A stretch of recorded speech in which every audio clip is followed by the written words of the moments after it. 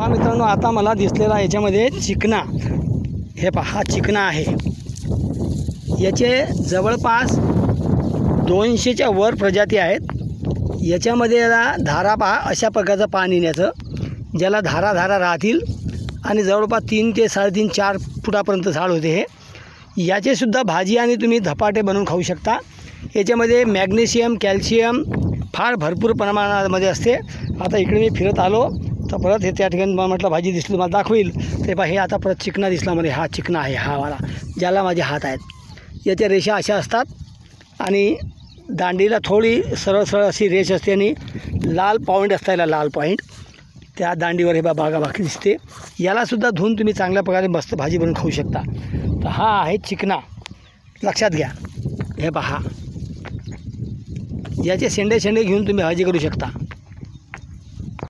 हां, तर मित्रांनो, काल जी आपण चिकना नावाची भाजी तुम्हाला दाखवली होती ते परत एक वेळ पाहून घ्या. आता हे याचे पानं मागच्या टाईममध्ये असे रेषेदार असतात आणि समोरून थोडी चमक असते याच्या भाजीमध्ये.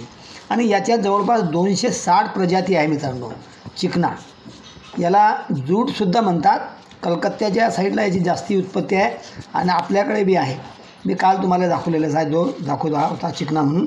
तर या चिकण्याला काय केलं आम्ही, पहिले पूर्ण धुवून घेतलं स्वच्छ आणि मिठाच्या पाण्यामध्ये धुवून स्वच्छ करायचं, म्हणजे याच्यावर छोटा मोठा काही किडा किटकूल वगैरे काही असलं तर ते निघून जाईल. त्याच्याकरता आपल्याला हे स्वच्छपणे धुवून घ्यायचं आहे.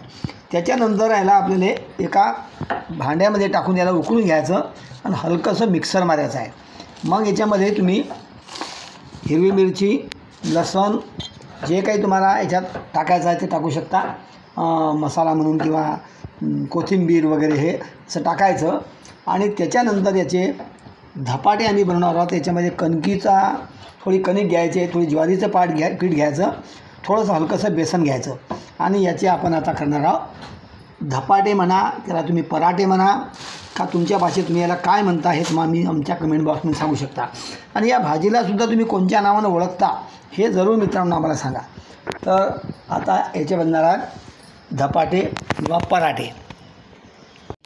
तर हे पहा, आता आपण ह्या कणिक, बेसन आणि ज्वारीचं पीठ आणि याच्यात सर्व मसाला टाकून आपण बनवलेला आहे उंडा. आणि याचा या पद्धतीनं आपण आता हा पराठा बनवलेला आहे. आणि हा पराठा आपण जशा पद्धतीनं भाकर करतो त्याच पद्धतीनं हा पराठा तयार झालेला आहे. हा बा मित्रांनो, आपला झाला पराठा तयार. हा झाला आपला रानभाजी चिकना या नावाची रानभाजी आणि याचा हा पराठा आहे. आणि हा पराठा आपण अशा पद्धतीनं शेकायचा आणि मस्त हिरवी मिरचीचा ठेसा टाकून मस्त आस्वाद घ्यायचा जोरदार, एकदम जबरदस्त रानभाजीचा पराठा म्हणजे चिकना या रानभाजीचा पराठा आहे हा.